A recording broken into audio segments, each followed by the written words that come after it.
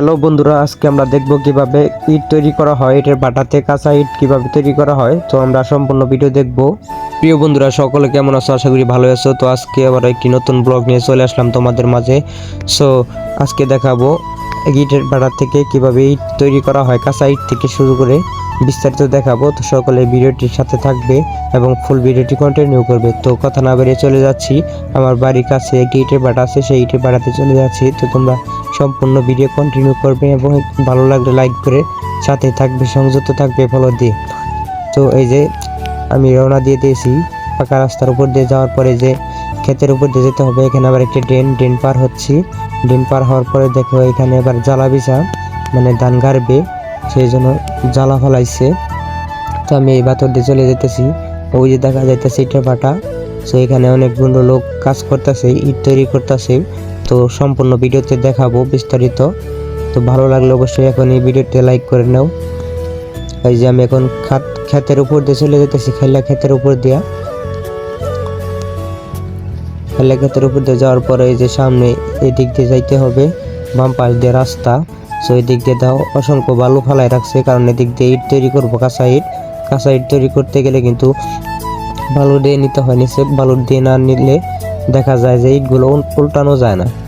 তো এই যে দেখো এদিক দিয়ে অসংখ্য ইট তৈরি করে দাঁড় করিয়ে রাখছে। এগুলো শুকিয়ে গেছে, আর যেগুলো শুকিয়ে একবারে কনকনা হয়ে গেছে সেগুলোকে খামাল দিয়ে রাখা হয়েছে। যেগুলো হচ্ছে ইটের খামাল, কাঁচা ইটের খামাল, মানে এগুলো একটু একটু শুকাই গেছে, যার কারণে এগুলো যেগুলো দাঁড় করে রাখছে দেখতেছো নিচ দিয়ে, সেগুলো শুকায় সারা নাই। সেগুলো শুকানোর পরে যে ঘুর দিয়ে খামাল করে রাখা হবে। এই যে দেখো অসংখ্য লোক এখানে কাজ করে, মোটর সাইকেল নিয়ে আসছে। সো এই যে সামনের দিকে গেলে আরো অনেক কিছু দেখতে পারবে। সো সামনের দিকে যাইতেছি। এই যে দেখো এখানে অনেক লোক কাজ করতেছে, অসংখ্য লোক কাজ করতেছে এখানে। তো দেখো এই যে এই পাশ দিয়ে আবার বাম পাশ দিয়ে কেদোগুলো একবার ফিনিশ করতেছে, মানে একদম ফিনিশ পাউডারের মতো করে ফেলাইতেছে, কোনো কিছু থাকবে না, একবারে সব ঢেলমেল সব ফিনিশ করে ফেলাবে আর কি। সো এই যে দেখতে পারতেছে যে একবার ফিনিশ করে দিতেছে। এই পাশ দিয়ে কি সুন্দরভাবে ইটগুলো তৈরি করতেছে, একটি পিড়ার মতো একটি কভার দিয়ে ফর্মাল দিয়ে আর কি, এটাকে ফর্মা বলা হয়। ফর্মার দ্বারা কি চমৎকারভাবে ইটগুলো তৈরি করতেছে, তুমি দেখতেই পারলা তোমরা। তো এই যে দেখো এই দিক দিয়ে অনেক ইট তৈরি করে রাখছে, এগুলো সম্পূর্ণ কাঁচা ইট।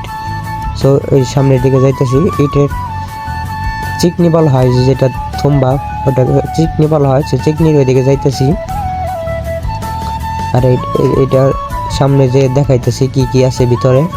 সে সম্পূর্ণ ভিডিওটি দেখবা, তাহলে বুঝতে পারবা ইটের ভাটাতে কি কি থাকে। সো এই যে ভিতরে চলে যাচ্ছি।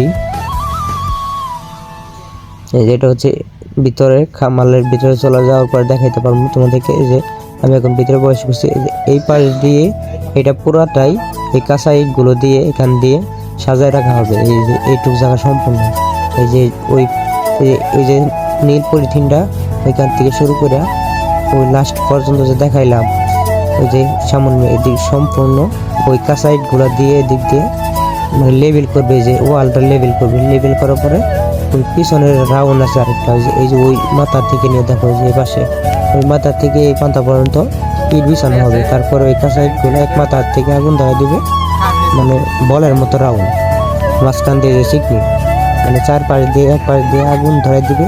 এই পাশ দিয়ে পুড়তে পুড়তে পুড়তে পুড়তে গোল বলের মতো পেঁয়াজ দিয়ে এসে আবার আরেক মাথা দিয়ে ইট বাই করবে, আরেক মাথা দিয়ে আবার পুড়ে যাবে। অসাধারণ একটা টেকনিক।